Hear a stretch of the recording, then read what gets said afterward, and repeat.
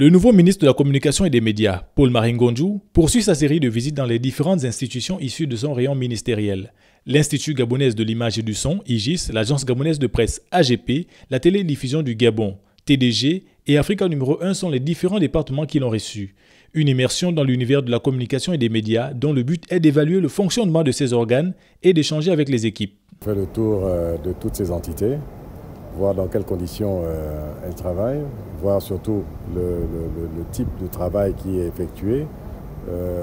Parce que si je reçois des documents sur l'état des lieux de ces entités, il est bon que je vienne sur le terrain pour voir exactement ce qu'il en est. Il faut encourager les compatriotes qui sont dans ces entités à poursuivre l'exploitation, mais en même temps, il faut trouver des solutions à ces problèmes parce que le modèle économique sur lequel ils vivent n'est pas très viable.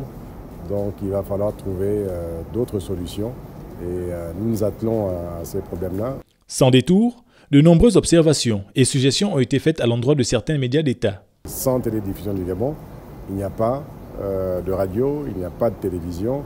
Donc c'est une entreprise qui demande à toujours être, je dirais, au taquet pour que les autres puissent diffuser.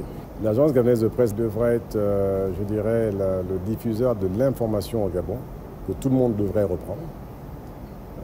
Et je sais que la direction de l'agence gabonaise de presse travaille dans ce sens, mais il faut effectivement que l'État, qui est le propriétaire de l'agence gabonaise de presse, fasse en sorte que toute l'information qui sort du Gabon, que cette agence, un peu comme dans d'autres pays, n'est-ce pas, soit le référent.